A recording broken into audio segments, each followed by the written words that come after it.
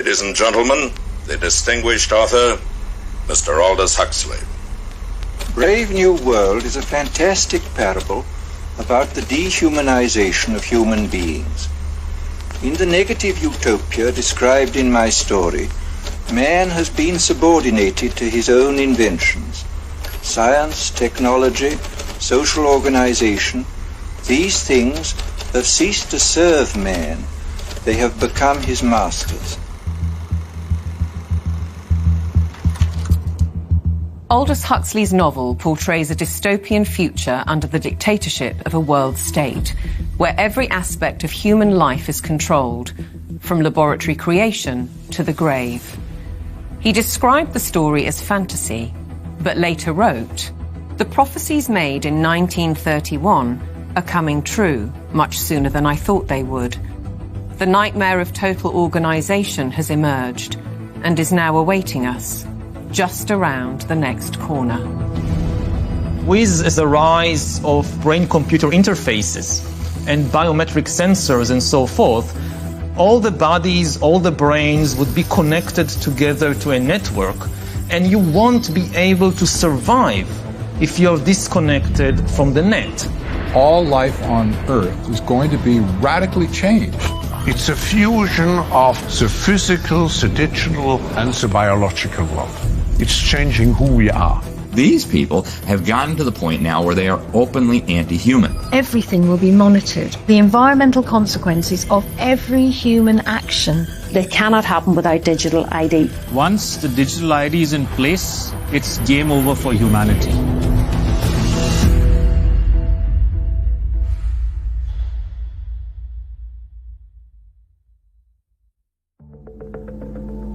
The ideology of a world dictated through science is deep-rooted. Almost a century ago, a movement was established in the United States, preaching that the population should be governed by an elite of selected experts, scientists and academics, rather than democratically elected politicians. They called it technocracy. These engineers and scientists from Columbia University promoted what they thought was going to be the replacement for capitalism and free enterprise. It's not going to be price-based economic system. It's going to be based on resources and energy, control over energy. They thought that science was the answer for everything. They didn't have any spiritual bone at all. You know, they were very mechanistic in their thinking. The definition was clear. Technocracy is the science of social engineering, the scientific operation of the entire social mechanism to produce and distribute goods and services to the entire population. The movement was short-lived, but the principle never died. As we'll demonstrate, a stranglehold on policy and resources has always been the ambition of the powerful oligarchs behind many of today's world institutions. It seems to me that there's a very strong drift in the direction of globalization, of the ultimate centralization of control in the hands of unelected officials at supranational organizations. The lust to control other human beings is a story as old as time. They want all of the resources of the world in their pocket. They do not want you and me to have anything. It's in writing all over the World Economic Forum's website. By 2030, you will own nothing and be happy. That's an oxymoron. If you don't have anything in your name, you ain't going to be happy about it. The World Economic Forum may have called that infamous phrase a prediction, but it translates as a statement of intent on behalf of its global power brokers. The bigger picture is that an attempt is underway now to collapse liberal democracy and replace it with global technocracy. What I call an omni-war is now underway, which is to say that the transnational ruling class is literally, it's not a metaphor, is literally at war with the rest of humanity and has weaponized everything that it can. This is a coup. They can remove the power from the parliament and the legislative branch and consolidate it into a monetary system which has complete control. That control is now entirely achievable because the would-be controllers finally have the tools to execute it. Total surveillance, artificial intelligence, digital IDs, and central bank digital currencies. The potential for social control is gigantic and potentially irreversible. What our experts are describing is a world commanded by an exclusive group of bankers and industrialists, affecting every aspect of our lives. What we eat, what we can buy, where we travel, where we live, and all bypassing democratically elected governments. You could be forgiven for thinking this is a grand conspiracy theory, but please consider this. The term conspiracy theory has become one of the most successful propaganda terms of all time in closing down discussion and debate. It's a thought-terminating cliche, but nevertheless, it's surprisingly effective when you try to calmly present evidence in a factual and reasoned manner. In this film, we will present evidence that the global takeover is not only possible, it's actually happening, and has been decades in the making.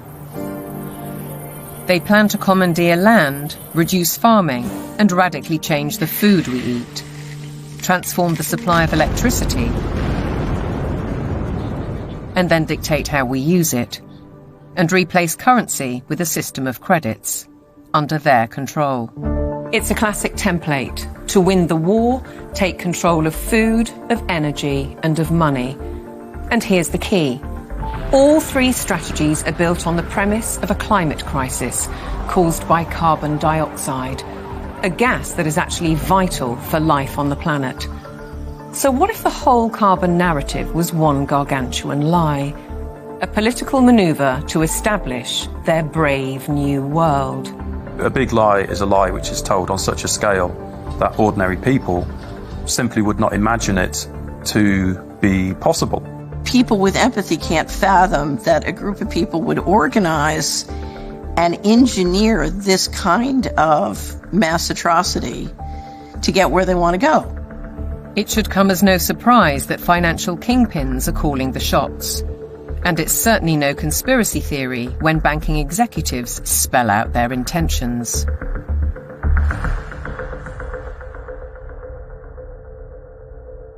We are on the brink of a dramatic change where we are about to, and I'll say this boldly, we're about to abandon the traditional system of money and accounting and introduce a new one. And the new accounting is what we call blockchain. It means digital.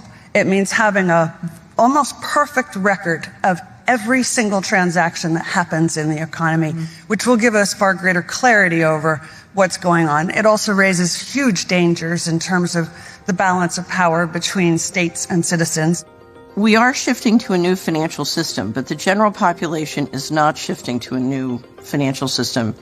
It's shifting to a control grid.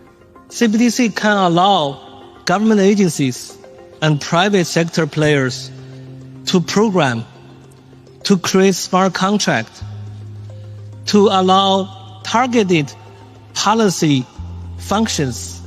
For example, welfare payment. For example, consumption coupon. For example, food stamp. By programming CBDC, those money can be precisely targeted for what kind of people can own and what kind of use this money can be utilized.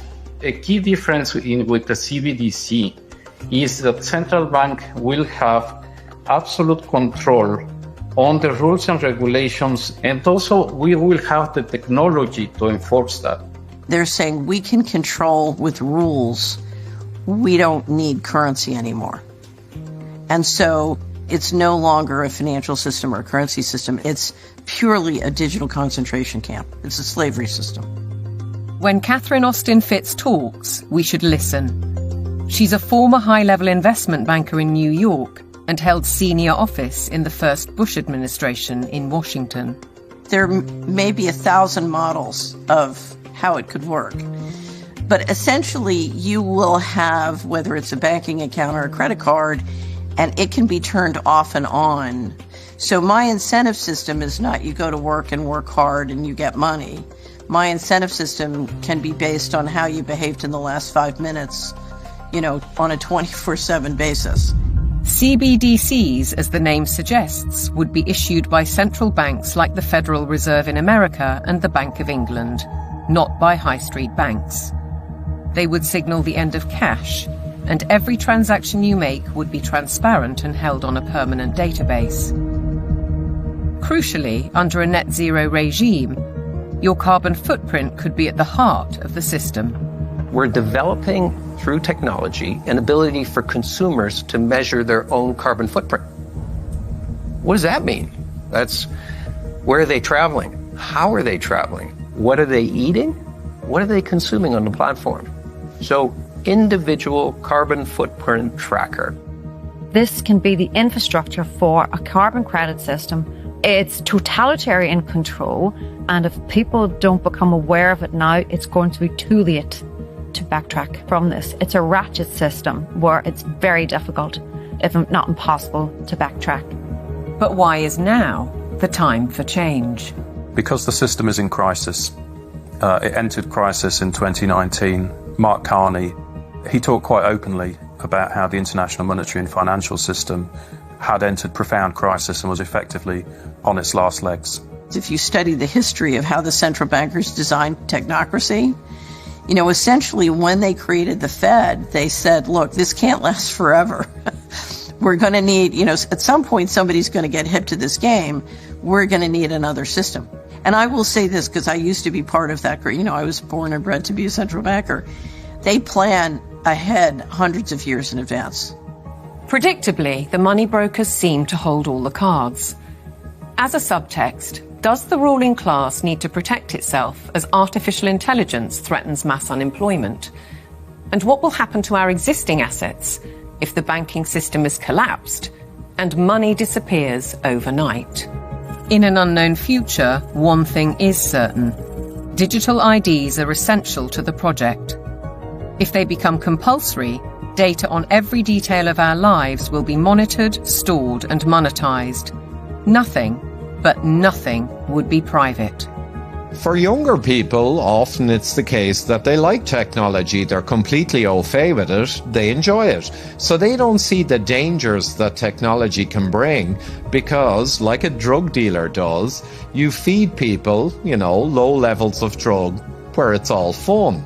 And then later, when you have them addicted, you feed the hard stuff and that destroys their life. So in a similar way, all of this technology is currently pretty much nice, but when the central bank digital currency comes in and the control comes in and the censorship systems, then the younger people will realize all too late in many cases that they've walked themselves into a trap.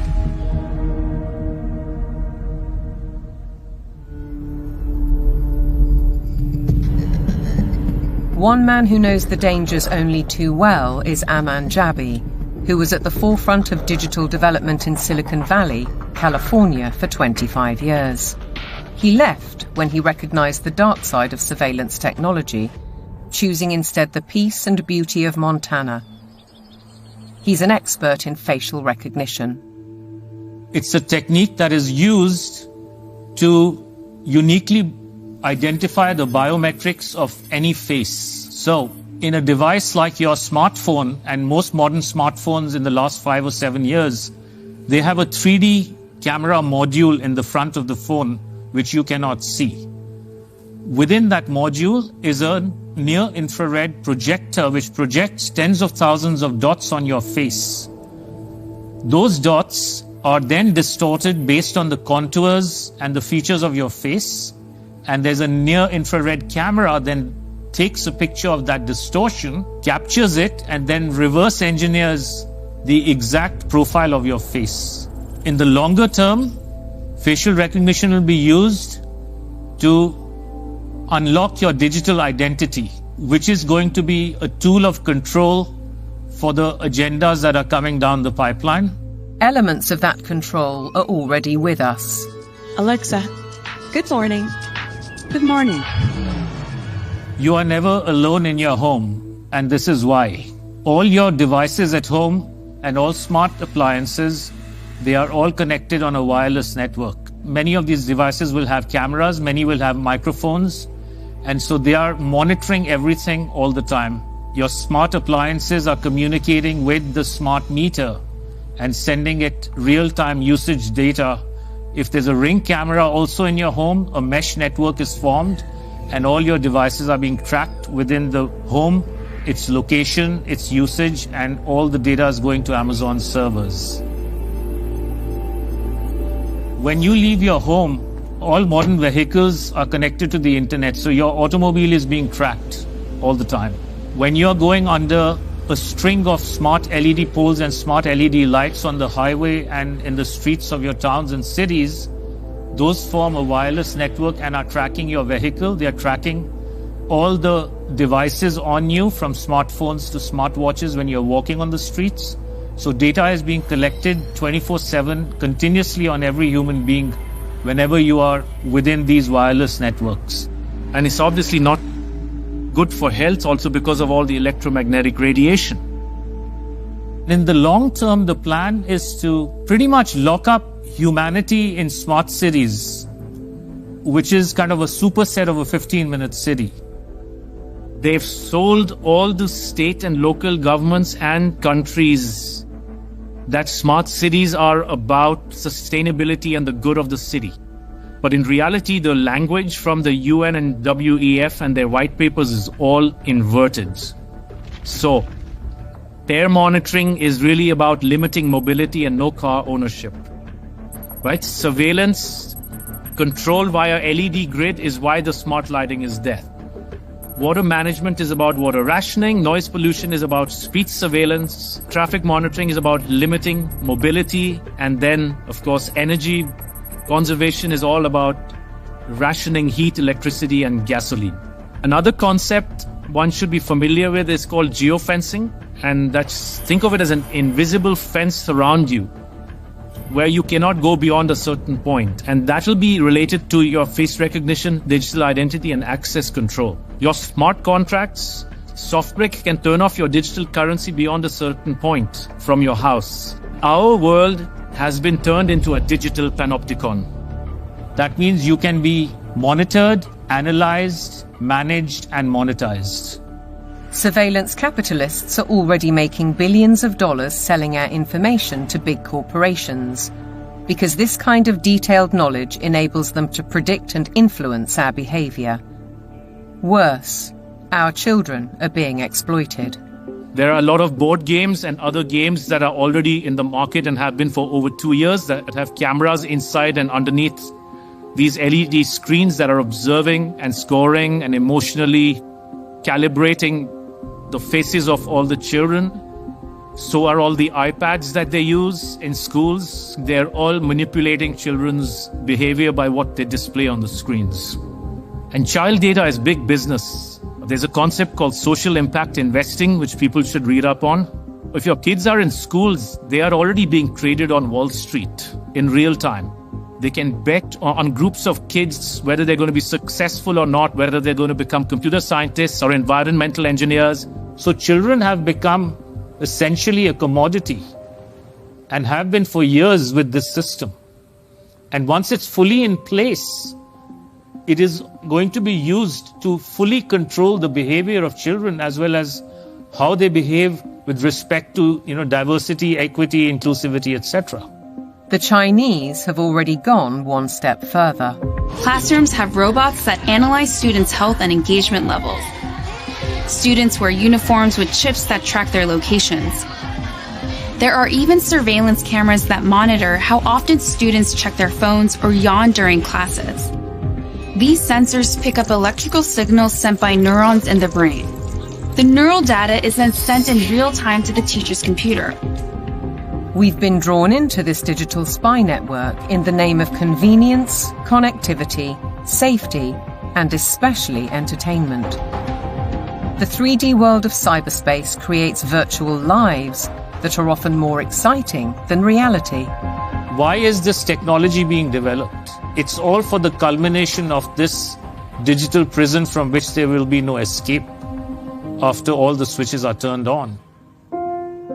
The critical switch would be the introduction of those digital IDs and central bank financial control, a world of zero trust. Zero Trust is based on a simple principle. Never trust, always verify. Zero Trust is a protocol that is implemented by cybersecurity companies. And what it really means is we don't trust you, and you have to prove who you are all the time, 24/7. So think of it as going from a world of implicit allow to default deny.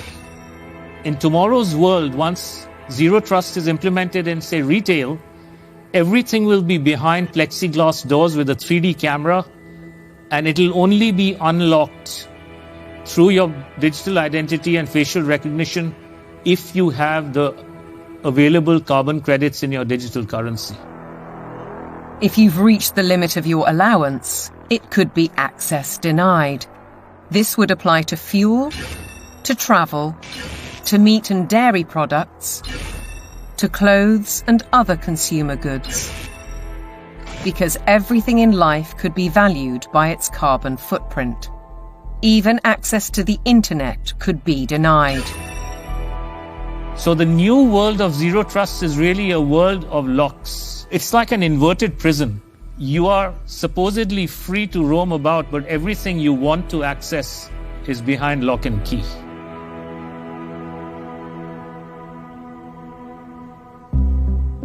Most advances in science, including AI, bring great advantages to the world. They can enhance and improve human endeavor in almost every walk of life. But you don't have to be a scientist to see the flip side. They're constantly monitored by facial recognition cameras that are able to instantly put a face to a name. Now the Chinese are also ranked, given a mark out of a possible 950 points. For now, the number is a sort of bank credit rating, keeping track of everyone's spending habits. It may seem scary, but it's just like that here. We're used to it, and anyway, we don't have a choice. If you think this couldn't happen in the West, ask yourself why so many cameras, smart poles and 5G networks are being installed in your neighbourhood. In London, the police are using facial recognition surveillance. Sainsbury's is already experimenting with AI. Thank you for waiting. The cabinet will now be opened. In UK railway stations, surveillance is being tested to collect travellers' data. And in Oxford, these barriers were installed by the council under its so-called 15-minute city plan. They were removed following protests. But look at what's replacing them in these quiet residential streets. As the tech companies are proud to tell us, the possibilities are endless. We've developed the camera into a sensor. The camera does not only capture video, it can now start to count, measure, and detect. With deep learning capability, the camera is able to generate accurate and trustworthy data and send notifications in order to take action, all directly from the camera. And since our cameras have open technology, well, we can work with different analytic partners from all over the world and together do just about anything we want. Note that they can do just about anything they want.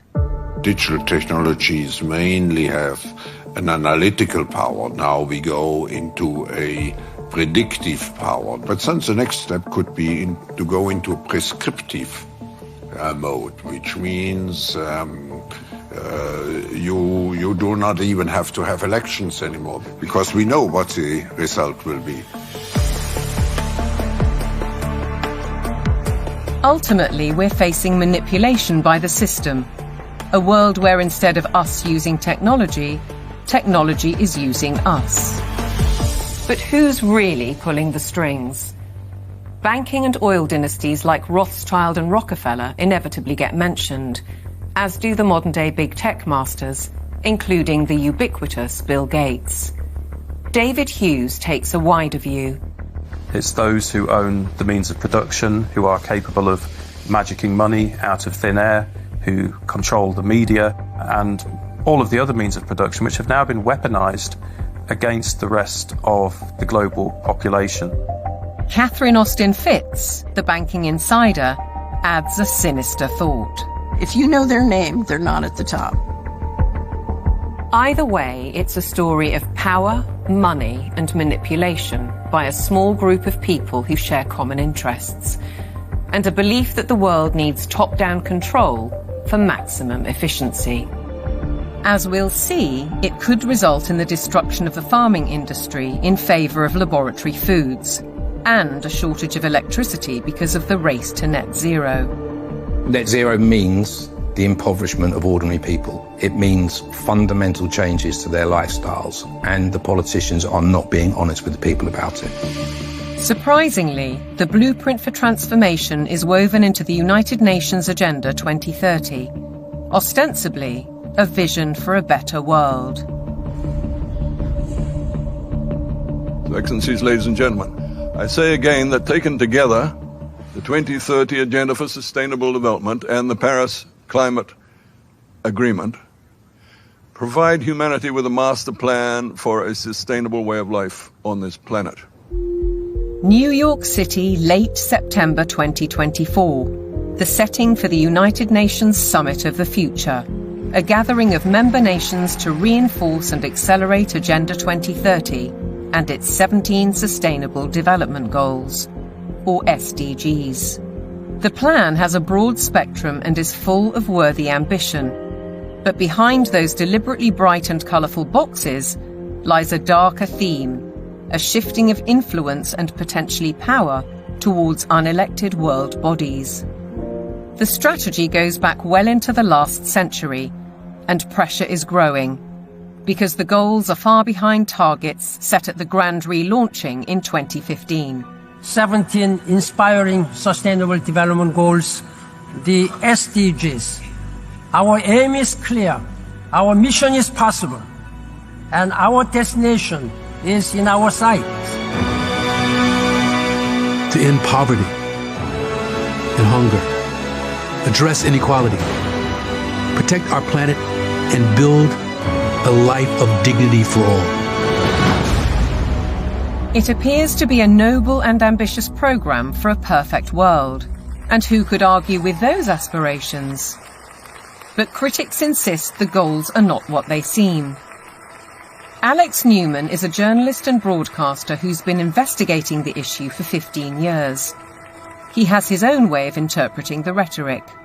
You have to learn to speak what I call UNEs. You have to know what the terms mean if you want to truly understand what is being discussed. When they talk about peacekeeping forces or the peacekeeping role of the United Nations, they're actually talking about the war-making capabilities of the United Nations. So you have this Orwellian doublespeak. When they talk about transparency, more often than not, they're talking about eliminating your privacy.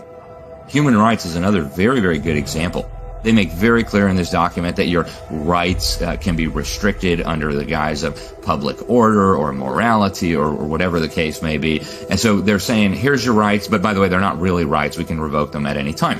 The UN is filled with contradictions like this. Like, for example, when they talk about gender equality, right? A normal person in the Western world thinks gender equality means a woman has a right to earn money, to own property, to have all the rights and privileges that a man would have. When you look at the individuals who lead this movement within the UN, you're talking about radical feminists. You're talking about people who are very interested in dissolving the nuclear family. As you dig into these goals, it's very clear we're dealing with something far more nefarious. Once you look past the marketing slogans, the kind of warm and fuzzy, we're going to end hunger, which again is just window dressing, you realize that this is actually a blank check for totalitarian global control. Author and campaigner, the late Rosa Koire, called out the plan more than a decade ago. It is the biggest public relations scam in the history of the world. But it's far more than that.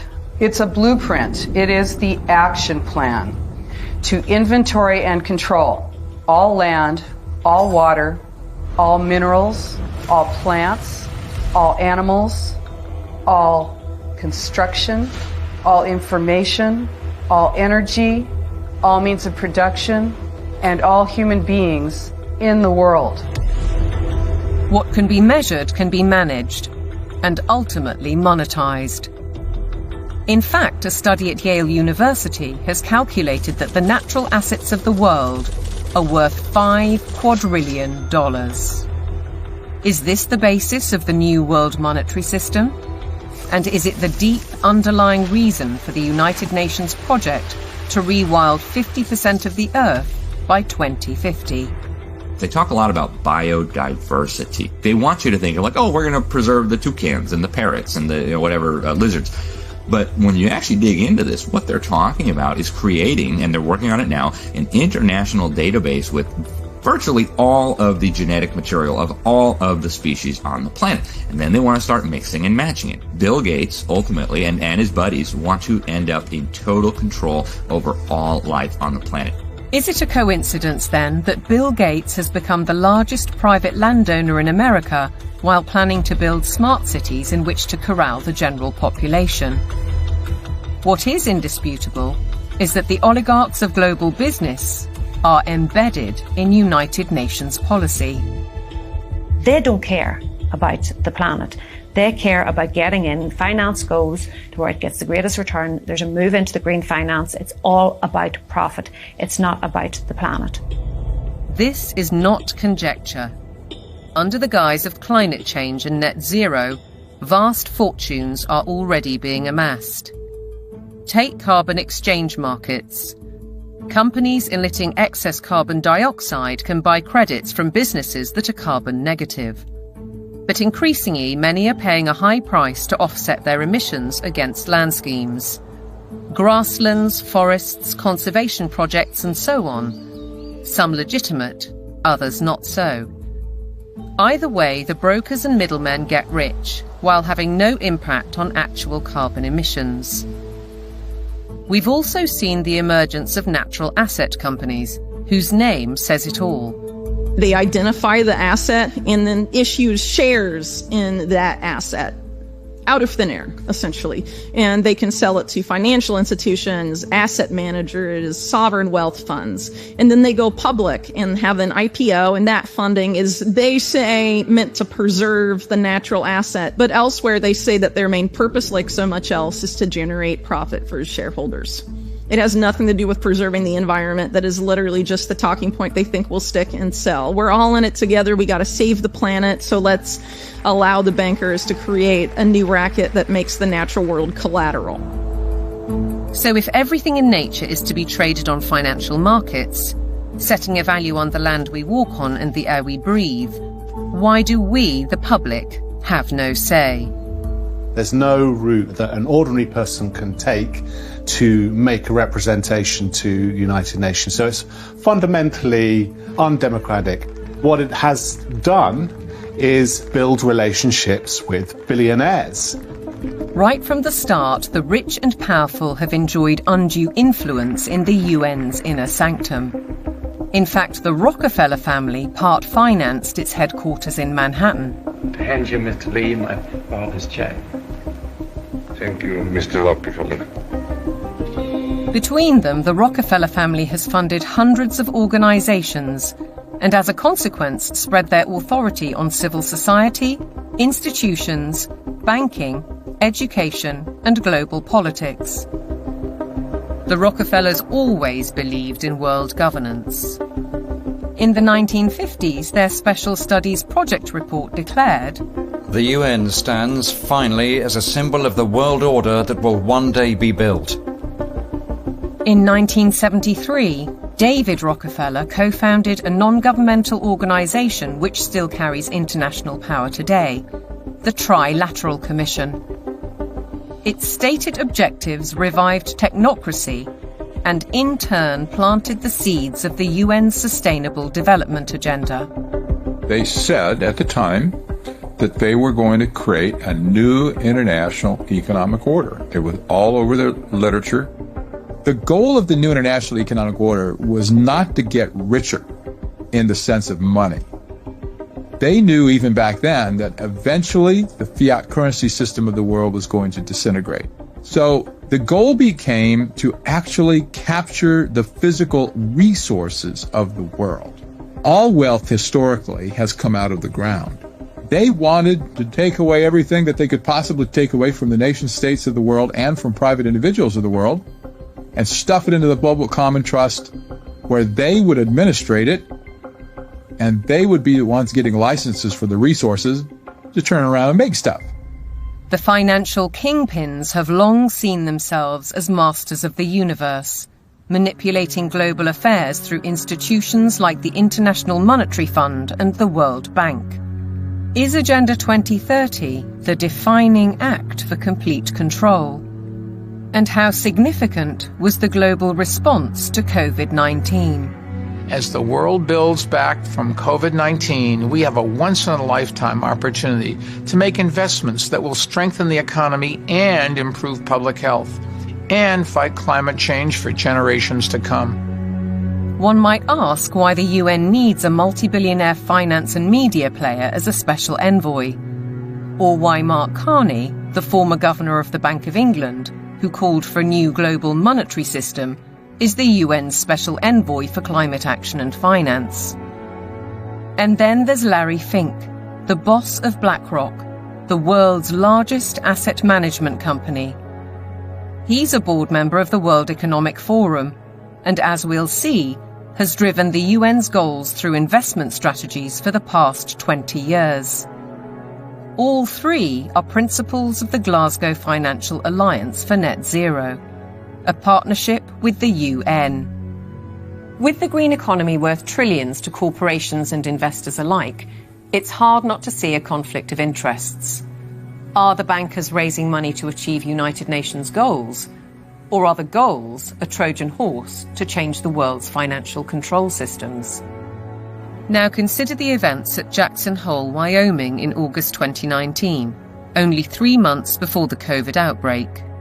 It's when Mark Carney delivered his call for change, and BlackRock proposed a new financial mechanism, Going Direct, which in principle allows central banks to channel capital direct to large corporations.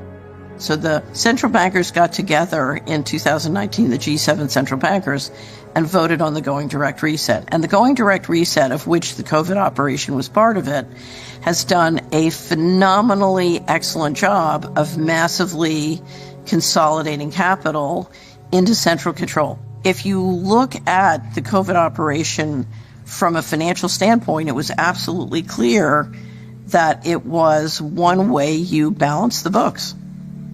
It worked. The major corporations like Amazon and others were allowed to continue business. Meanwhile, other businesses, particularly small and medium-sized entities, were deemed to be, quote, inessential. Many of them were put out of business. And so what we saw was a global wealth transfer of a reported $3.3 trillion from the working classes and the middle classes to this kind of super rich billionaire brigade.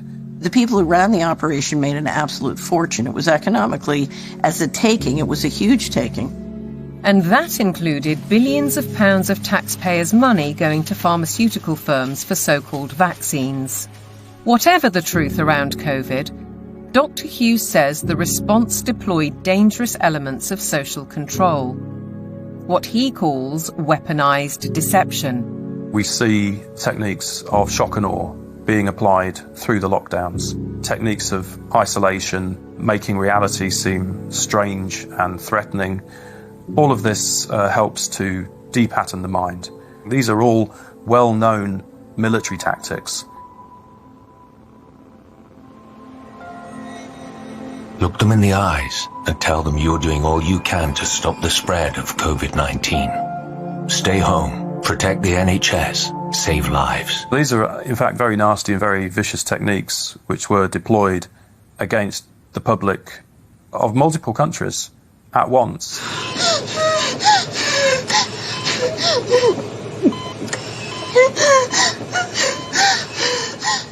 These are forms of serious psychological abuse. I think once the public starts to understand that, there's going to be a very severe pushback against everything that's happened. The general population cannot fathom the psychopathy of the vision that they're facing. So they can't fathom that a group of people would organize and engineer this kind of mass atrocity to get where they want to go. Be aware then of the World Health Organization, the UN's most powerful agency. Since COVID, the WHO has sought to increase that power to unprecedented levels through amendments to its pandemic treaty and the international health regulations. A key driver is its One Health initiative. One Health is a concept that was created to enable the WHO, with these documents, to take over jurisdiction of everything in the world by saying that climate change, animals, plants, water systems, ecosystems are all central to health. That places the Director General in a key position to influence world events, another potential conflict of interests given the WHO's financial backing, particularly from the pharmaceutical sector. Its accounts for 2022 show that an eye-watering 84%, or $3.656 billion of income, came from voluntary donations. The top 4 sources of these donations included the Bill and Melinda Gates Foundation and Gavi, a public-private vaccine alliance also heavily supported by Gates. People see the WHO as a benign organization, and there are still areas where the WHO does useful stuff. But the biggest focus now is purely on a tiny disease burden where investors can extract a large amount of wealth. This has shifted the WHO's focus very much to this emergency agenda, which is very false. Pandemics are very rare events. This is why we now have a WHO that promotes vaccines all the time, because that's what the money is coming in to support. So instead of being a World Health Organization, we have a World Vaccine Organization, and that seems to be the only thing they're touting. What's in the treaty has got nothing to do with health. It's a business deal focused on the most profitable business imaginable, pandemic profiteering. The other part of it, they're setting up a huge surveillance network. We're talking about $31 billion a year. They have to surveil for variants of viruses, and they will find them. They just have to decide there's a threat, not even a real harm. Experts are preparing for what is known as Disease X, or the next pandemic virus. They're creating a supranational, self-perpetuating pandemic industry. The latest scare is monkeypox, renamed Mpox, a disease highly unlikely to affect the general population. Nevertheless, the WHO has acted. The emergency committee met and advised me that, in its view, the situation constitutes a public health emergency of international concern. If you get to declare the emergency and then profit from it, there's a big problem, isn't there? It's essentially a build-out of big pharma, and the WHO is essentially looking to be their marketing and distribution arm worldwide. WHO! The people say no! WHO! The people say no! We're fighting for really the right to own our own lives. We're fighting for that freedom versus sort of corporate authoritarian structure or medical fascist structure, which is what is clearly trying to, interests are trying to impose on us. Changes to the WHO's regulations are expected to be voted through in the coming months. As we speak, the UK government is fully behind them. Meanwhile, in common with many other global institutions, the WHO tries to silence criticism and dissent, branding it misinformation. The science, it says, is settled. Digital platforms are being misused to subvert science and spread disinformation and hate to billions of people. This clear and present global threat demands clear and coordinated global action.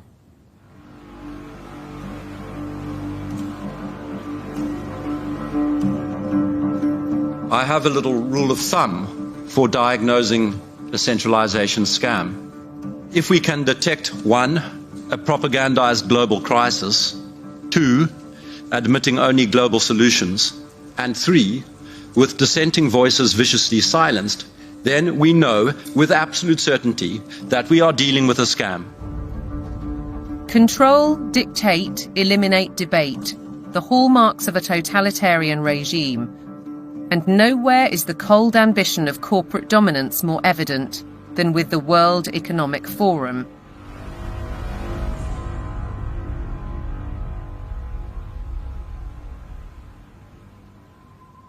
Klaus Schwab founded the WEF in 1971. His mentor was Henry Kissinger, statesman, political shaper, and close confidant of the Rockefellers. The organization now employs 800 people and has programs in business, academia, and in training future global leaders. It's far more than its famous annual meeting in Davos. Over the last 50 years, the World Economic Forum has blossomed into an enormously influential organization with all of the major corporations as stakeholders or trustees and all funding the World Economic Forum to ultimately fund the UN World Government Plans and Agenda 2030. Klaus Schwab is the public face of stakeholder capitalism, a planned system of central ownership and control that has little to do with democratic process and is uncomfortably close to communism. It's a partnership between global corporations, governments, and what Schwab refers to as civil society, NGOs, and so-called think tanks. The agenda is driven by finance, which gives the unelected and unaccountable oligarchs huge influence, if not control, over policy. The UK's Prime Minister, himself a one-time member of the Trilateral Commission, has already declared his interest. You have to choose now between Davos or Westminster. Davos. Why? Because Westminster is too constrained.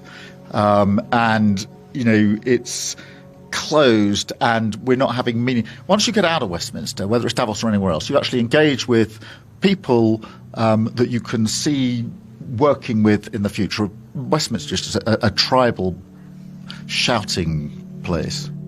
Starmer seems to forget that he is elected by the people, to serve the people through Parliament.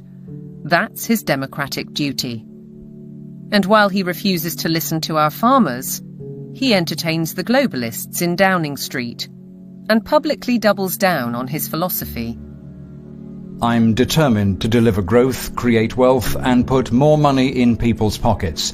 This can only be achieved by working in partnership with leading businesses like BlackRock to capitalise on the UK's position as a world-leading hub for investment. To underline the influence of non-elected, unaccountable policy drivers, consider this document from 2004. It was commissioned by the UN and produced by financial institutions, including the World Bank. It cited research by the WEF. The result was the emergence of environmental, social, and governance metrics, ESGs. The ESG is an attempt to turn financial power into governance without going through the democratic process, or without the normal process of making law. ESGs allow major asset management companies such as BlackRock to impose ideologies on businesses and consumers across the world through their investment strategies. BlackRock's billionaire chairman and CEO, Larry Fink, also a board member of the WEF, remember, is clear. You have to force behaviors. If you don't force behaviors, whether it's gender or race or just any way you want to say the composition of your team, you're going to be impacted. Now we get ethics, green ethics, racial ethics, gender ethics, driving corporate decisions about who may have money, what they may use their money for, and how they're going to behave in society and what they're going to do with it. This is a new form of political power that isn't accountable, isn't transparent, and it isn't democratic. We, the public, are being manipulated. Our lifestyles, our culture, and our future, be it through forced woke ideologies, intrusive technologies, so-called pandemics, censorship, or information which is too often propaganda. Your compliance is vital to the agenda. To impose global solutions, the leadership needs you to believe in global problems. Climate change is here, it is terrifying, and it is just the beginning. The era of global warming has ended, the era of global boiling has arrived. This stuff is so fantastically stupid. It's hard to believe that they're doing it. There is no climate emergency. That is a total scam. If they came out and said, hey, we want to destroy your economy, we want to destroy the middle class of your country, and then ultimately we want to make you a slave to a one-world government, it just wouldn't be as appealing as saying we're trying to save the planet for future generations.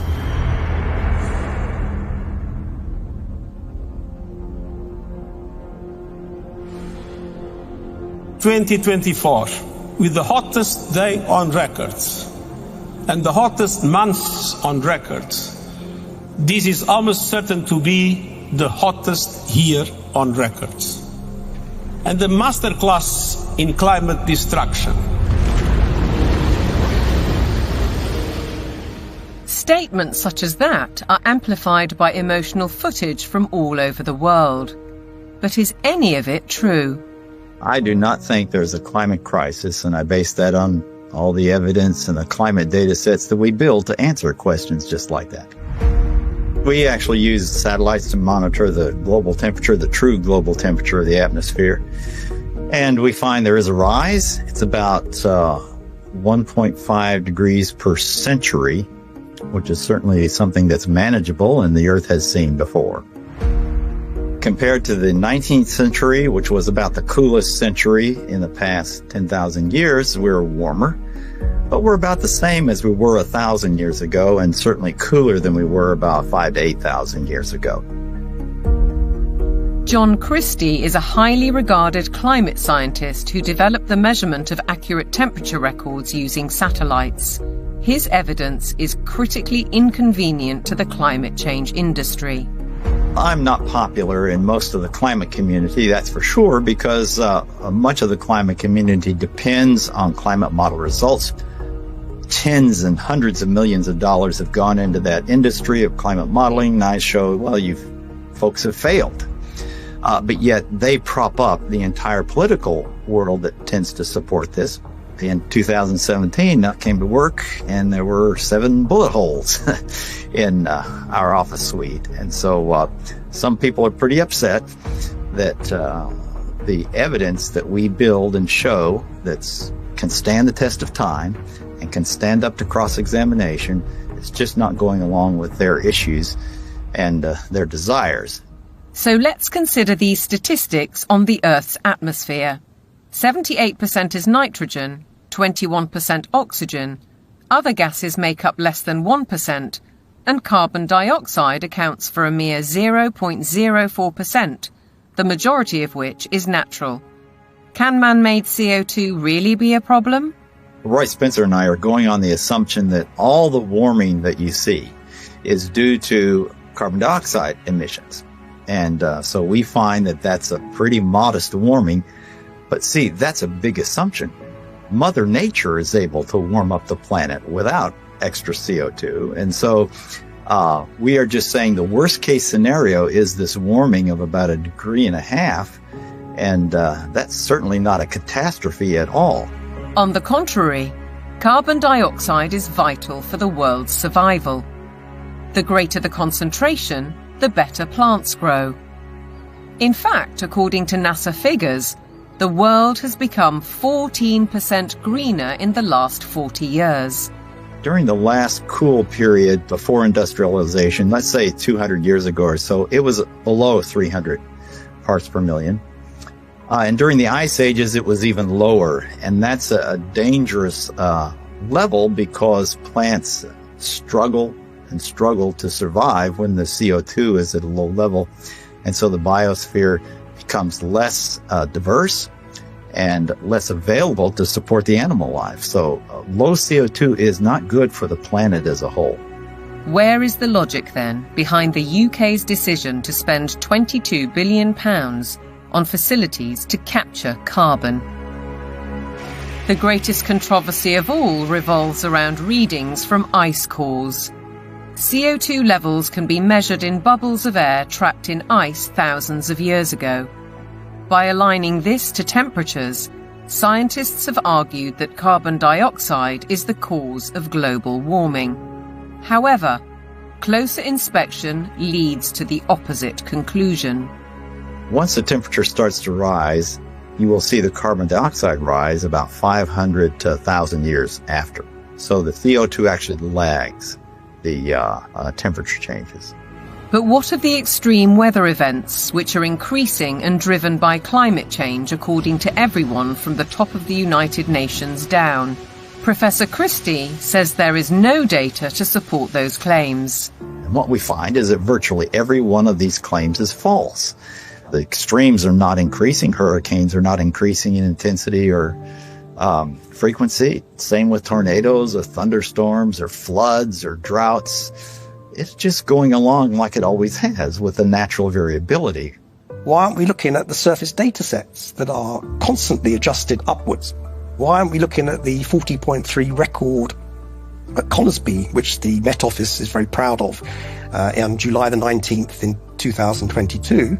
And when we did a freedom of information request at the Daily Sceptic, we found that there were 3 Typhoon jets landing on a runway next to the measuring device, because Conisbee, as they call it, is actually RAF Conisbee. It's a military airport. The temperature lasted for 60 seconds. Sticking a thermometer up the backside of a jet aircraft is not probably scientifically the best place that you can sort of determine temperature measurement, particularly when you then morph it into a global database, which the Met Office has, and then tell dear old Antonio Gutierrez that the globe is boiling. The whole thing is junk. How we came to the point where we think that we're going to prevent bad weather from happening by eliminating fossil fuels is just about the most nonsensical, illogical thing that I can imagine. And the whole world is caught up in this nonsense. So how did the carbon story take hold? Meet the man who invented climate change, according to The Telegraph. His name? Maurice Strong, an oil tycoon, a Rockefeller associate, and a man with an extraordinary talent for moving between high finance, politics, and the United Nations. Strong was a member of the highly influential Club of Rome, an institution formed in 1968 at a Rockefeller property on Lake Como in Italy. A group of scientists, academics, and industrialists discussed what they saw as an urgent crisis: the impact of human activity on the planet. I don't think we can sustain current growth trends much beyond, say, the lives of children who are being born today. To prove the thesis, they commissioned computer modeling at the Massachusetts Institute of Technology. This research laid the foundations for an agenda that's persisted for over 50 years. Cut use of autos, use less electric power, have fewer children, limit growth. All of this was fueling this ideology that there's too many people on the planet, there's not enough resources, and that something has to be done.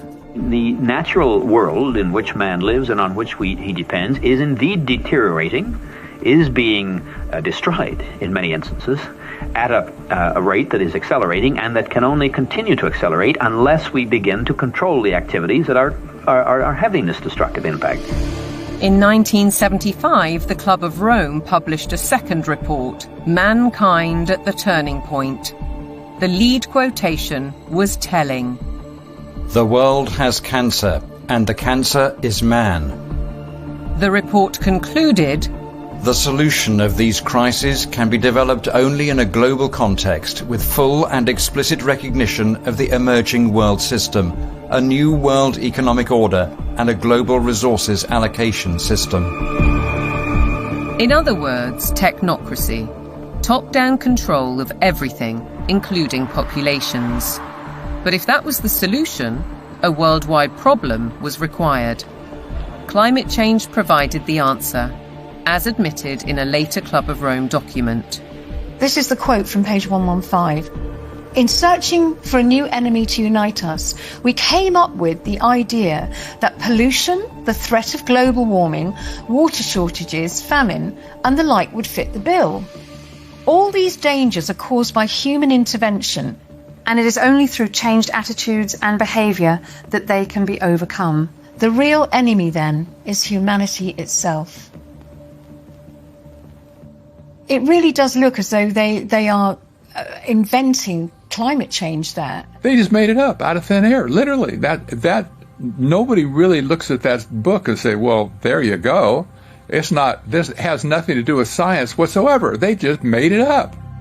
Interestingly, in 1988, Maurice Strong had been instrumental in establishing the IPCC, the mainly political entity which endorsed a thesis by a small group of scientists that industrial carbon dioxide was driving climate change, and the IPCC has been locked into that theory ever since. Maurice Strong's masterstroke came in 1992, when as Secretary-General of the UN's Earth Summit in Brazil, he saw 179 nations commit to a world action plan. Agenda 21. We have been the most successful species ever. We are now a species out of control. Nobody would question the need for a cleaner environment and the protection of nature. And Strong's legacy lives on through the Kyoto Protocol, the Paris Accord, the current Agenda 2030, and the worldwide push for carbon net zero. But there are questions on his motives and his connections. He was behind the first financial carbon market and a founding director of the World Economic Forum. Surely a conflict of interests, with his involvement in the IPCC. A skeptic might ask why nearly all research grants in almost 40 years have gone on developing IPCC carbon dioxide theories, while anyone who raises questions is ridiculed, cancelled, or has their career stalled. Funding for someone who wants to determine the natural variability of the climate system as an explanation for what has happened is just not there. I mean, the government is very clear that they want a catastrophic story. There is no single science paper that proves conclusively that humans control all or most of the global climate. If there was, you wouldn't hear the last of it. Instead, we get this call to authority to the IPCC, the United Nations Panel on Climate Change.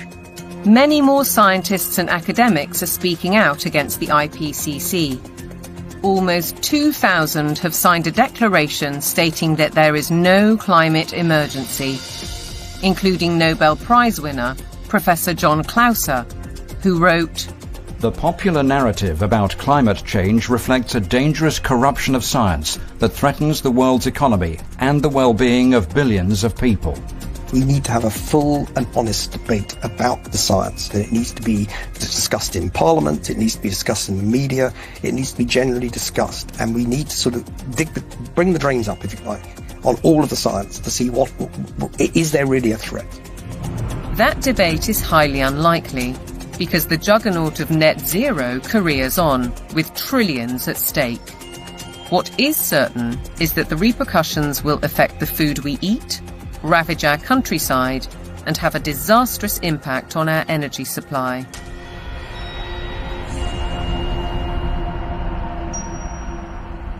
If you cannot set a credible course for net zero, with 2025 and 2030 targets covering all your operations, you should not be in business. Well, net zero is insanity.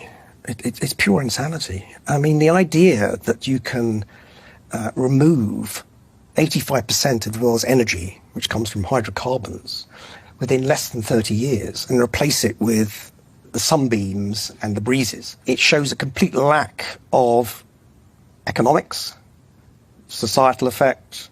It shows a simple lack of the progress that we've made over 300 years. Nevertheless, net zero is enshrined in UK law, with the government passing the Climate Change Act in 2008.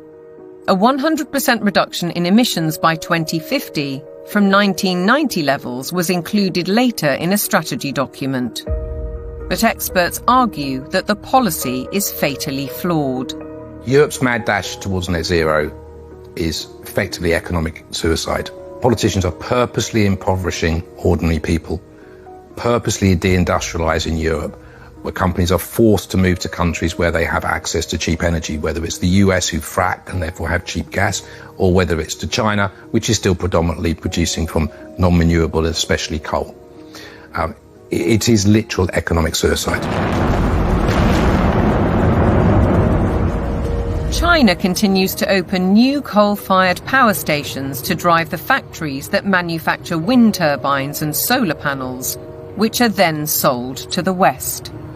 As a result, China emits almost 30% of global greenhouse gases, while the UK is responsible for less than 1%. In essence, carbon emissions are merely transferred to another part of the planet. And while China gets richer, UK households face a bleak and expensive future. What it will effectively do is price ordinary people out of having access to electricity at a time they want, and a price they can afford. The core problem is that neither the infrastructure nor the technology exist to provide a constant supply of electricity. The proportion of time that solar actually generates electricity is actually 9% in the UK. That means that for 90% of the time, solar doesn't generate the average amount of electricity that its capacity can generate. For onshore wind, it's about 20 to 40%, and for offshore wind, it's about 30 to 50%. So that means, by definition, you will always have periods of time when renewables aren't producing electricity, but there is demand for electricity. As we'll hear, the net result is that supply will be rationed. Reality, though, seems not to concern the activists.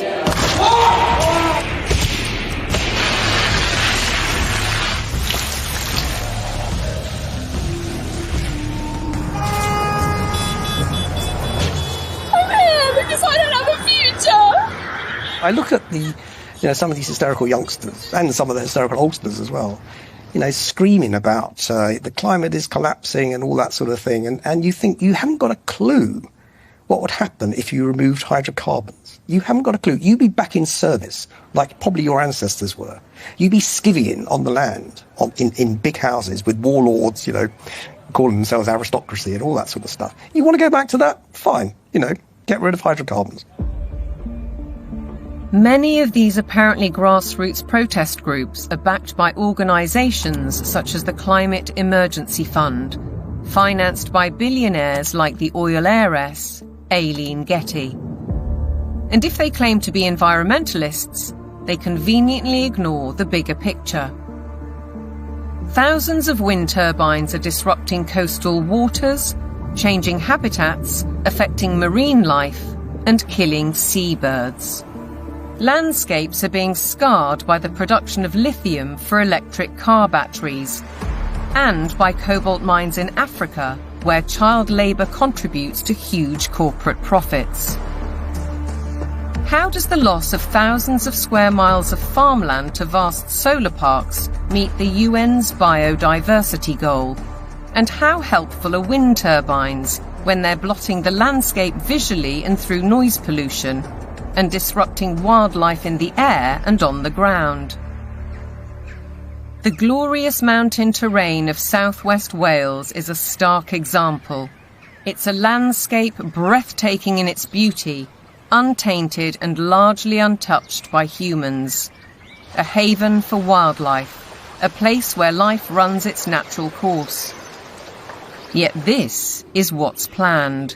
Mega turbines designed for offshore, reaching 700 feet into the air and dwarfing the hilltop forests. Planning permission is being sought for the so-called Bryn Cadwyn Energy Park. If you put one in the valley floor, it would be standing some 40 metres above the valley floor, so above the horizon. But they're not putting them in the valley floor, they're putting them on the top of the hills. So it'll be standing some 600 odd metres above sea level up there, casting a shadow over our solar panels. Justin Cotter lives right in the centre of the proposed development. He's fighting to preserve the countryside he loves. And across the mountain, Jason and Josie Barker are equally aggrieved. It feels very much like it's exploitation, using the climate crisis narrative as its supporting evidence. So it feels like it's being abused in a tremendous way, and there's going to be a lot of destruction done in the name of doing good, which really just seems utterly backwards. And if we really want to protect nature, then some of the best way of doing that would be to leave it well alone, especially in the wilder places, and let it flourish. We certainly found that being here. the more we've lived here, the more we've worked with it and encouraged it, the more it's come back. All of those spruce trees on top there, they will have to go to make way for turbines. All of that. All of this spruce will be gone. To build a 230-metre turbine in that location, it's going to take some crane to lift the 240-ton nacelle onto the top of the tower some 180 metres up. So they'd have to stabilise all the ground for the crane, stabilise the ground for the actual turbine, put in a concrete plug basically in the ground of some 1,000 tonne of steel, 4,000 tonne of concrete, just as a base. They'll need to be lit. It'll take away the dark skies. It's totally devastating. It would just be catastrophic damage and destruction. The roadways up through these valleys, the Welsh valleys, they're all twists and turns. They're going to have to straighten out the valleys. Where you've got steep hills, they're going to have to level out those hills. There's a 200-metre drop into the actual valley itself. So they're going to have to create gradients that machinery carrying 400-tonne loads can actually traverse and get up. The locals argue that there are much better ways of creating clean energy, such as solar panels on industrial sites. Areas of natural beauty should be respected. This is about preserving and protecting this sacred land. We need to speak up and protect the environment. It's just tremendous amount of damage in the name of saving the planet. It does make you ask the question of what is it we're actually saving if we're paving it over. It doesn't make any sense at all in my head.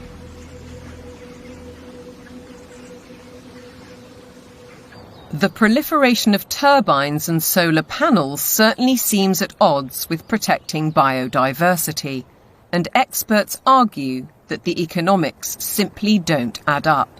If we are going to go on to full net zero, we not only have to change our electrical system, but we have to change the other 66% or more of the rest of our energy needs as well. So we need to triple the amount of renewables just to cover our present electricity generation. And then we need to triple again to cover all of the other usages like, transport, space heating, and industry.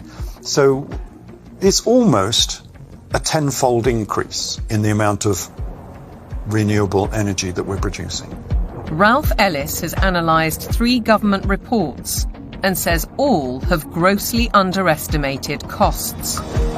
2 of the reports ignore the need for that crucial backup when the wind doesn't blow and the sun doesn't shine. At present, this is the only such site, Dinorwig in Wales.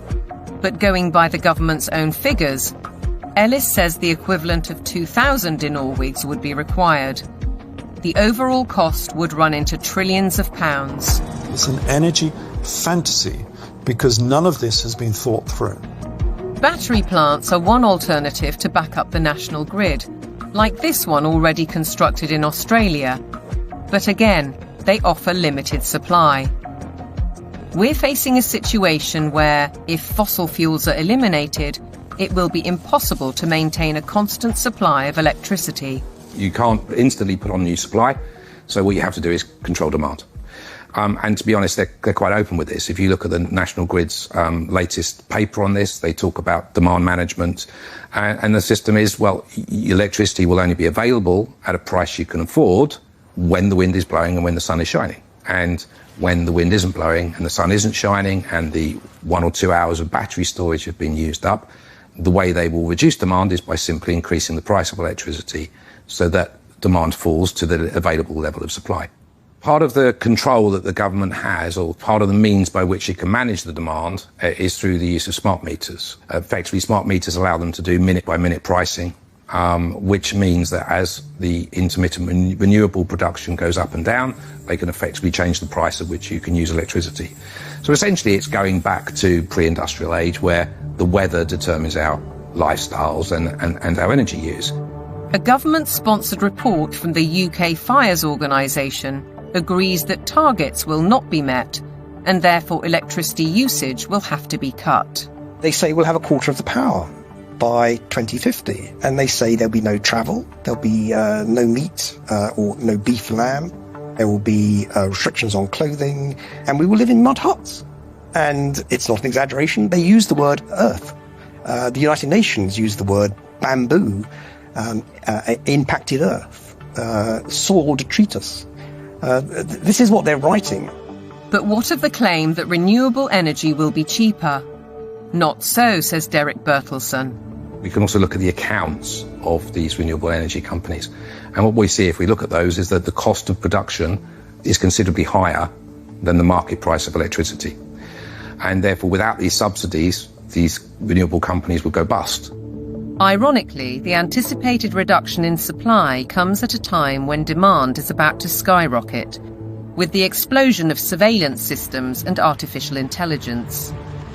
BlackRock's Larry Fink predicts that by 2030, data centers will use 30 times more power than a single city. Where's that power going to come from?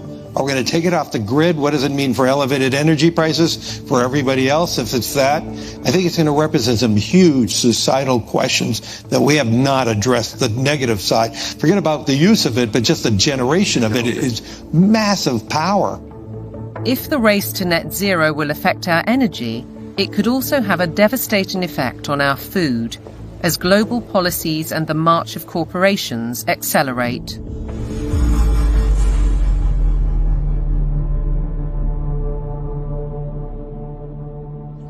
Farming has been at the heart of our lives for generations, but to the climate change advocates, suddenly it's a threat. A lot of people have no clue that agriculture contributes about 33% of all the emissions of the world.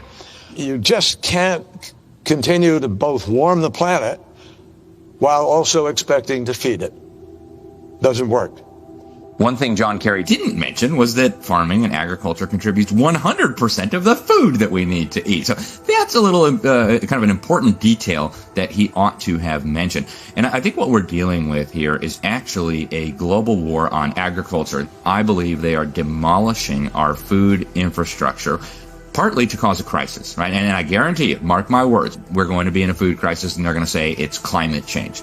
I wouldn't say it's about saving the planet, no. I would say it's about land grab and about profiteering and corporatization of our food sector. It's basically a pharmaceutical industry taking over the food supply. If I can switch everybody from real food to pharma food, then 100% of the agriculture industry can go through my publicly traded stocks, and I have complete control. So the idea is we get rid of farmers, we kill any naturally grown food, and we engineer food in manufacturing plants and laboratories. But I assure you that those guys are not eating this. Bill Gates is one of the familiar corporate faces, and he's investing heavily in the food revolution under the guise of avoiding climate disaster. Cows alone account for about 6% of global emissions. So we need to change cows. And while he talks up the perceived problem, Gates is pouring money into the supposed solution: artificial meat and genetically modified crops. Crucially, anything that is invented or altered can be patented. The core of his agenda is he wants to do in agriculture and pharmaceuticals, by the way, what he did in the computer world. True power, massive, incalculable wealth comes from owning intellectual property and then monopolizing it. They want to make it so that every single organism that is used for food is ultimately under their control, either through the 3D printing or through this genetic manipulation. So we're moving now very rapidly toward this totally centralized food system where a tiny handful of corporate interests in bed with totalitarian government will dominate the food supply so that there is only a giant public-private partnership with total control of all food, all energy, and I believe water will be next. While the global machinations continue, thousands of farmers fear for their livelihoods. And the new UK government's first budget has multiplied those fears. By reducing relief on inheritance tax, they're penalising those who would want to pass their farms to sons or daughters. The National Farmers Union described it as a disastrous budget for family farms that would snatch away the next generation's ability to carry on producing British food and see farmers forced to sell land to pay the tax. For Kelly Seaton, concern goes well beyond her family farm in Cheshire. It makes me feel incredibly sad that the dairy and meat industry is so vilified. You will never find anything as nutritionally complete as milk and meat. The food that is going to replace milk, meat, and all of the other products that we produce in this country is going to be very nutritionally lacking. They will starve us from nutrients, and then the pharmaceutical companies will probably pick up the slack on that, all of which create a profiteering circle. No Farmers, No Food was set up to campaign against untenable net zero and climate change policies. Farmers, says Kelly, are being dealt a deeply unfair hand. When cows are blamed for climate change, it does make you question everything. And I think this is where a lot of farmers are waking up to the fact that there's a lot of lies being told to us. The problem with the current carbon system is that a lot of big corporations are offsetting their carbon. So most dairy producers now especially, but other farmers as well, are having to record their carbon footprint on systems that aren't fit for purpose. They are woo-woo figures pulled from the sky, quite frankly, and then the big corporations are using that data to offset their carbon so that they can look better, again, at the same time as beating us with a stick and saying that we're the ones killing the planet with these girls. The methane emitted by cows' digestive system is part of the argument against them, but Kelly says that's just hot air. The grass that they eat would produce the same amount of methane whether they ate it or not. OK, they do speed that up, but the other thing they give us is this, muck, which we put on the fields to fertilise the fields and reduces our reliance on buying in fertiliser. 200 miles to the south, Ed Rhodes farms 188 acres of Devon countryside. He's not part of the No Farmers, No Food movement, but agrees that the whole narrative on cows and climate change is wrong. As farmers, we recycle carbon all the time. That's what we do. You could almost define farmers as carbon recyclers. We're an organic beef, sheep and vegetable farm. We run a fairly traditional system of rotational farming. We'll have a field which would be growing a brassica crop for 1 year, a non-brassica crop for another year, such as broad beans or sweet corn, and then we have a break for that field, so it goes into a predominantly grass and clover mix. That allows the soil to recover from the work that we've done with it while we've had the vegetables growing. It also allows things like the clover to put nitrogen back into the soil. So the livestock are absolutely essential for grazing that grassland. We also mow it so that the hay, the silage that we take from those fields are fed to the cattle in the winter. The bale I'm sitting on, the bedding that they're standing on, is all mown from very rushy areas on our farm. The animals then dung onto that. We compost that. That gets spread onto the land primarily where we're growing the vegetables to put the fertility in, and that's what then produces our crops. If you remove livestock from the system, you have no system. Farmers like Ed Rhodes work with knowledge and passion, but still have to comply with a labyrinth of government rules and regulations, including carbon monitoring. And now land itself is under threat. Corporations such as British Airways are buying farms to plant trees for carbon offsets, while other areas are being declared sites of special scientific interest, restricting or even preventing use for crops and livestock. And then there's the United Nations SDGs. Goal 15. Protect, restore and promote sustainable use of terrestrial ecosystems. Consequently, rewilding programmes are impacting farmland across the world. In the UK, for example, the government is planning to set apart 1,200 square miles for wildlife habitat by 2042. That's an area almost as large as Cornwall. And in America, dams are being removed and river courses reopened, disrupting water supplies for crops.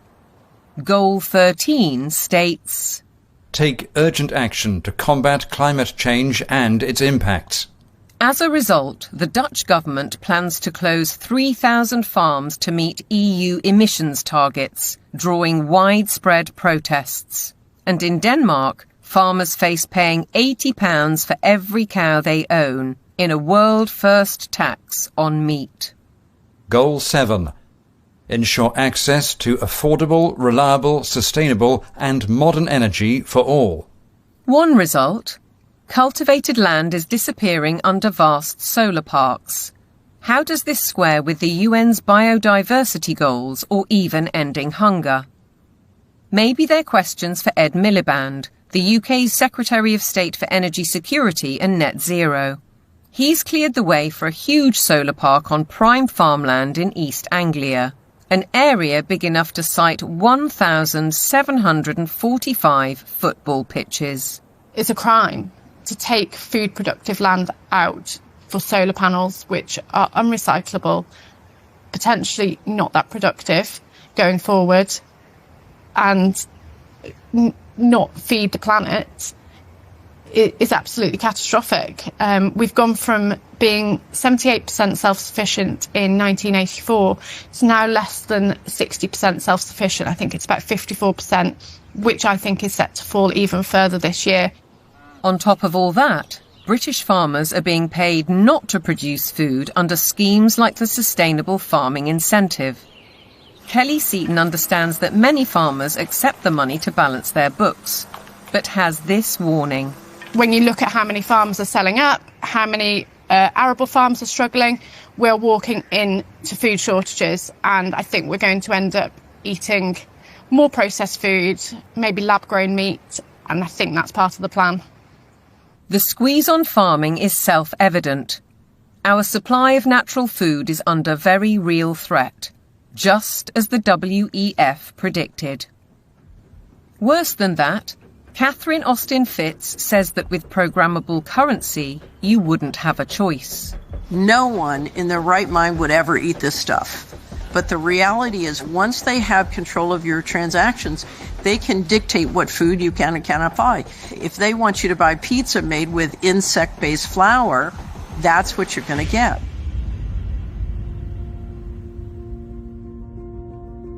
There's an energy crisis. Even though there is an abundance of energy, there's a food crisis, even though there's plenty of food to feed the world. There's a water crisis, even though 70% of the Earth's surface is covered with it. There's an air crisis where CO2 is declared the enemy of mankind, even though it's necessary for life to exist on Earth. There's a resource crisis, even though there are abundant resources to support everyone. What's with us here, you know? Who created all these crises? They did it. Just as clear as the nose on my face. It's all been a sham. All the essential things of life, they've been declared to be scarce, because things that are scarce you can control. The architects of such globalist trajectories, all the Kissingers, Rockefellers, Schwabs, Carneys, Strongs, Carstens, are held out as great intellects. But they are nothing of the sort. We know, both in theory and in practice, that centralization causes nothing but misery, because it destroys the mechanisms of error correction, leading to doubling down on flawed policies. And yet the creed of global dominance continues apace. Through the WHO's so-called Pandemic Agreement, its One Health Initiative, and ultimately the United Nations Agenda 2030. From medical diktats to gender and racial politics to climate change, the indoctrination runs deep.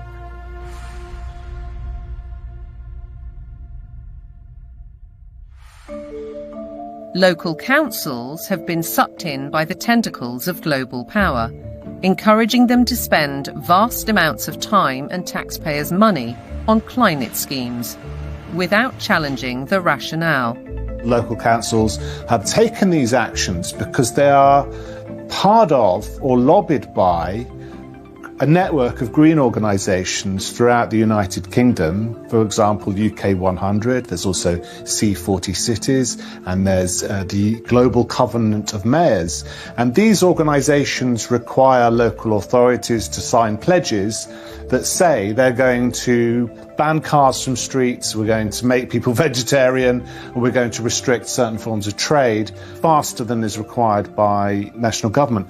They've been able to do this because democratic engagement at the local level is so weak. The voters' decisions are completely outweighed by the influence of the green blob, essentially. One organisation, Climate Emergency UK, has introduced scorecards, a league table to compare the progress of councils.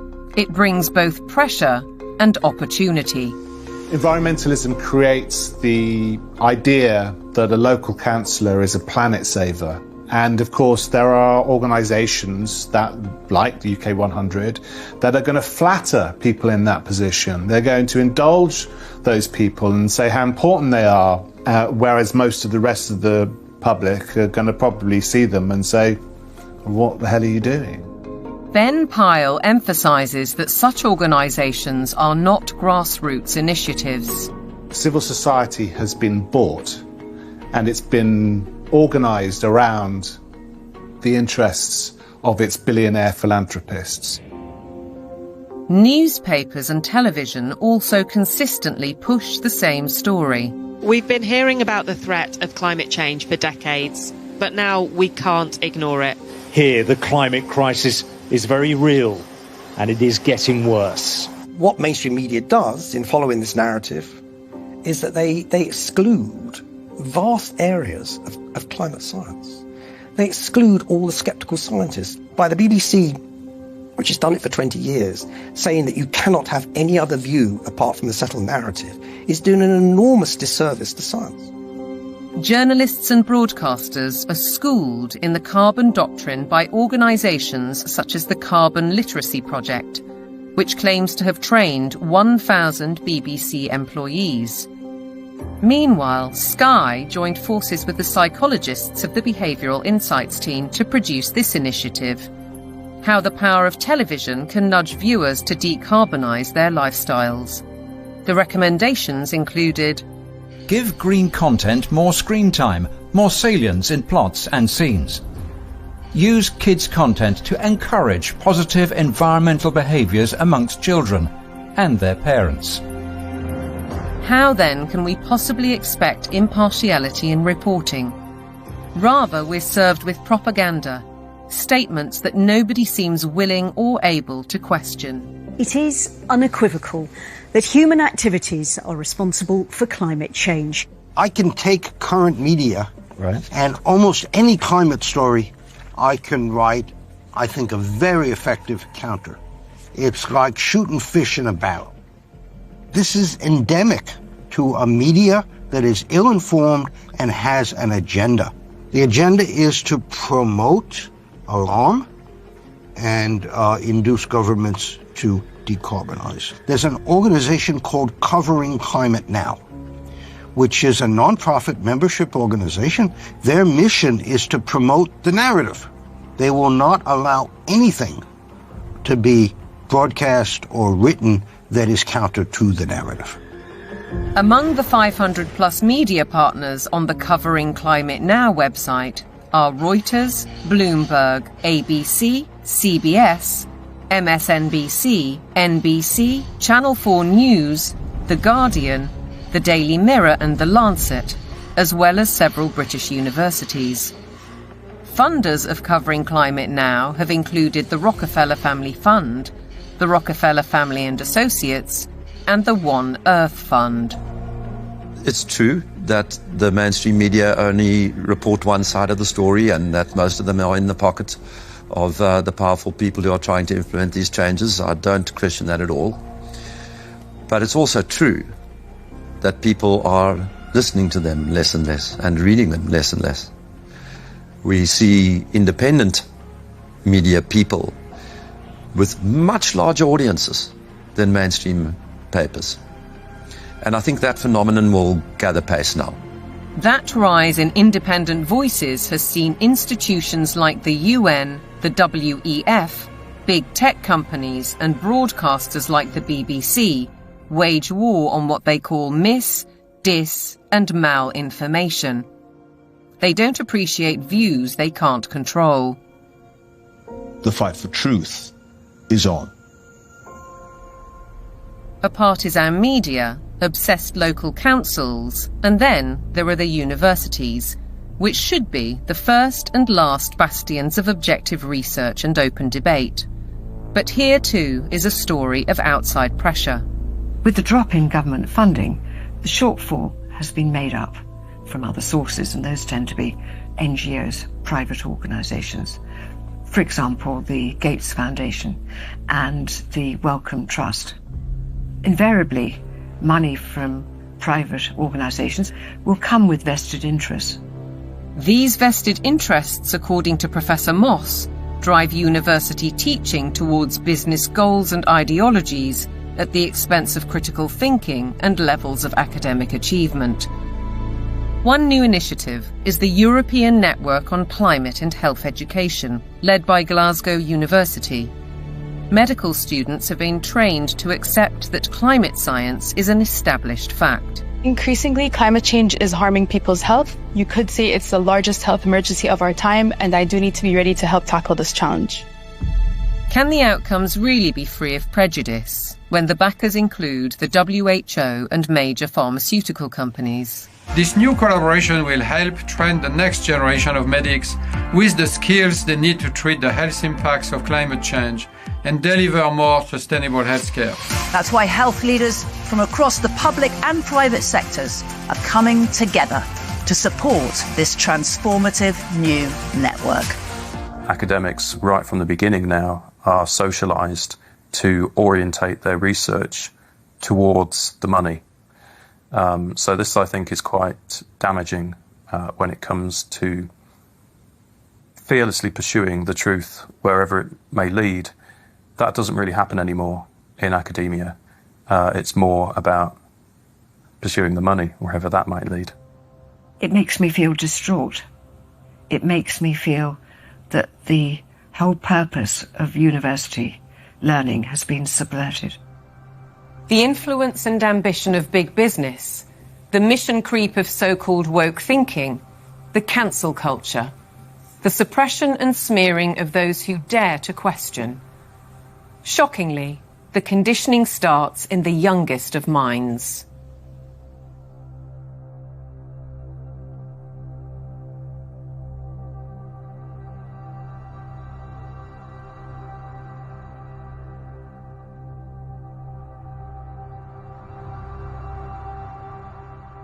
All aboard for global goals! This year, Thomas and his friends have teamed up with the United Nations. The world of young children is supposed to be one of innocence and joy, but it's been permeated by the global ideologies of the United Nations. If you go to goal number 4, it deals exclusively with education. And when you think education, recognize they're talking about indoctrination. The Sustainable Development Goals. Under the surface of it all is this effort to bring all the children of the world into this one world globalist system.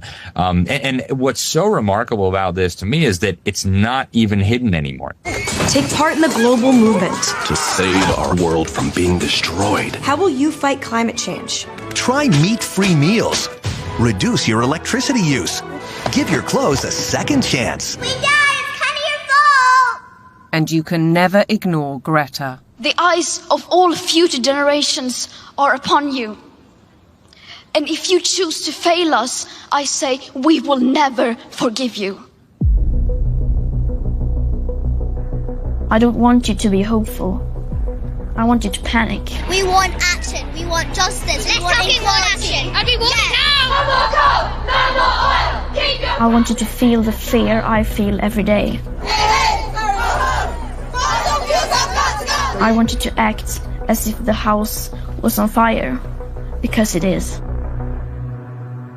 This propaganda relentlessly promoting fear in various ways, be it disease, be it climate, I think is having a very damaging impact on young people's mental health. The disasters that continue increasingly to afflict the natural world have one element that connects them all: the unprecedented increase in the number of human beings on the planet. We're asking children to believe they are a scourge on the planet. I have a problem with children believing they shouldn't be here from the off. How are we ever going to encourage them to have strong mental health and emotional well-being if they believe that their birth is a disaster for the planet? That's not encouraging them to be productive citizens who are making an active contribution to society if they've got to apologise for their very existence. I think it's very dangerous, and I think we need to reverse that as soon as possible. The indoctrination of children is further evidenced across their learning. Objectivity and freedom of thought are being stifled by the persistent pushing of agendas. I undertook a study of secondary school textbooks to see what children are being taught. And what I found was extremely shocking. I found unqualified acceptance of climate change, the wonders of vaccines, GM foods, and very few counter-arguments were presented. If you cannot produce this information that's in the textbooks, you cannot succeed in the school system. If a student undertaking a geography exam, for example, doesn't talk about man-made climate change, then they're very unlikely to hit the top marks. Is it not surprising that the phrase critical thinking actually only occurs in relation to two subjects? One is art and design, and the other is history. Other than that, it's completely absent from the national curriculum. If we have a dumbed-down syllabus, we're actually stunting children's brain capacity and brain potential. While parents may not be fully aware of these issues, many are concerned at the growing trend of gender politics, including transgendering. One former head teacher says his local authority advised teachers not to use the words boy or girl for fear of misgendering anyone. The Department for Education as well has really subscribed to this kind of woke ideology, so there's almost like brownie points for the more woke you can be. Why do you have makeup and lipstick and glitter on? Because I think it looks pretty. Oh! You don't think it looks pretty? What schools have done is employ third-party agencies to deliver material for which the third parties most certainly have a vested interest in. And I wouldn't have a problem if it was I'm there in school to ask children to accept me as I am. That's fine. We all need to be tolerant and liberal in a diverse society. My problem is that what they're actually doing is more a form of evangelism, which is this is who I am and you might be too. In my heart, I've always known that I'm a girl, Teddy, not a boy, Teddy. I wish my name was Tilly, not Thomas. Language carries so many meanings and messages, and if schools are encouraging social transitioning, that's not a neutral act. That's a significantly impactful act. Dr. Fraser is also highly critical of the World Health Organization's recommendations, suggesting that 4-year-olds should learn about sexual stimulation. It's harmful. They don't need to know it. And in fact, for those children who are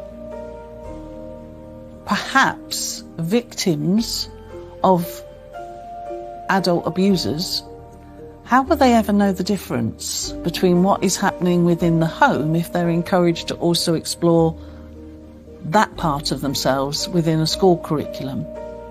What do we do with an organisation like the United Nations or the World Health Organization if we take our orders from them about what is suitable education for our child? How do we say, no, we're not doing that, we want a change? Teachers are sent on courses to embrace the diversity dogmas, and many buy into them. But Fairclough says that those who don't keep quiet for fear of reprisals. It's a dereliction of duty. It's a dereliction of their legal as well as their moral duty to safeguard children against harm. I can certainly say I feel very let down by the teaching profession because I am not hearing people speaking out on behalf of the children. A one-world dictatorial education, a dumbing down in the classroom, fluidity of gender, the impact of technology. Are our children being groomed for a life in the digital prison? Today, nobody has any idea what to teach young people that will still be relevant in 20 years.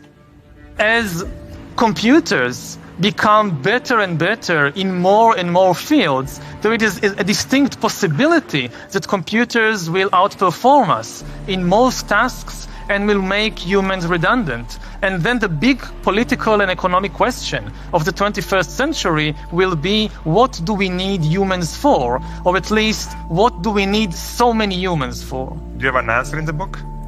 At present, the best guess we have is keep them happy with drugs and computer games. But this doesn't sound like a very appealing future. A chilling forecast, and one which echoes Brave New World, in which the oligarchs did indeed provide drugs and entertainment so that people learn to love their enslavement. Yet there are even darker clouds on the horizon, the spectre of transhumanism. In a sense, it is that final piece of the puzzle. If you want to gain total control over everyone and everything, then you actually ultimately need to be able to implant technologies inside human bodies. And that's exactly what's taking place. Artificial intelligence, the metaverse, near space technologies, and I could go on and on. Synthetic biology. Our life in 10 years from now will be completely different, very much affected, and who masters those technologies in some way will be the master of the world. These modern technocrats seem wedded to science and technology at the expense of our human spirit and ingenuity. They aspire to a data-driven world which is robotic and predictable in every sense, with no room for creativity or individual choice. But if the goal is, and always was, population reduction, maybe they're right on track. We feel too afraid to have kids because we feel that we're heading towards civilization breakdown. People under the age of 35 are more likely to report climate change as a reason not to have children. I've decided not to have kids to do my part for climate change. If I don't think the future is worth anything, then I'm not going to have children. If I think it is worth something, I will have children. I think these ideas have spread like bad viruses, and there's been a lot of investment in promoting some extraordinarily weak ideas. Sitting at the top of all of these very bad ideas is one giant one, which we can call anti-humanism. Transhumanism, the trans phenomenon, net zero, lockdowns, population reduction, all of these ideas are basically the ugly stepchildren of anti-humanism.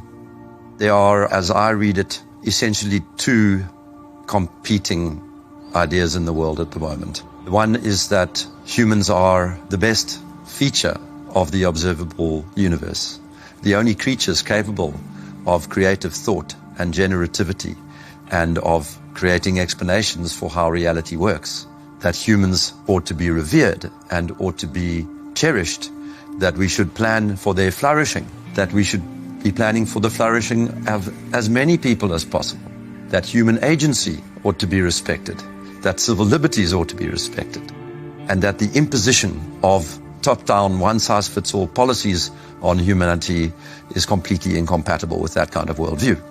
Set up against them are people who regard humans as the scum on the surface of the little blue dot, people who regard humanity as some kind of blight, people who believe that the earth needs rights to protect it from these horrible humans.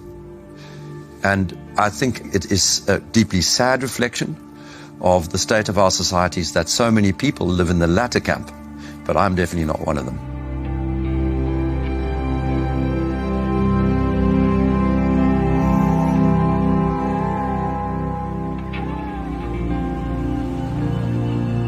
We can all stand up to tyranny. We can and must fight for the things that truly matter. The people we love, the fairness we'd like to see, and the personal freedoms we'd like to experience. We should not be bullied, nor should we accept the influences of those who would split our society, be it by race, by gender, by culture, or anything else we hold dear. And perhaps we should start by limiting our reliance on technology and remembering how creative we can be.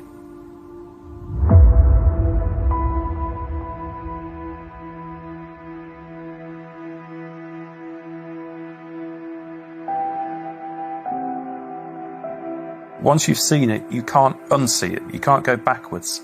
So what that means is that over time, more and more people are starting to see this now. The powers that be have no choice but to keep pushing forward for their global technocracy. They're the ones who are attempting the controlled demolition of liberal democracy. They have only one route they can go, and they are tobogganing towards disaster. On the other side, we the people have no choice but to fight back against all of this. I don't expect that we're going to just be able to tell the truth indefinitely without consequences, but we must continue to do it. We must, for the sake of our children, for the sake of humanity, for the sake of generations yet unborn. We have no option but to stand against this evil. If you look at where this thing is going, I'm not going there, okay? And whether God takes me out or the leadership takes me out, I don't care. I'm not going there. And the only way we cannot go there is if we can find a better pathway. And the only way we're going to find a better pathway is with transparency. If I want to live as a virtuous human being, I need to live amongst people that are free. And if one understands that one mustn't live on their knees, even if you have to die on your feet, you must share truth, because truth is the weapon for free people.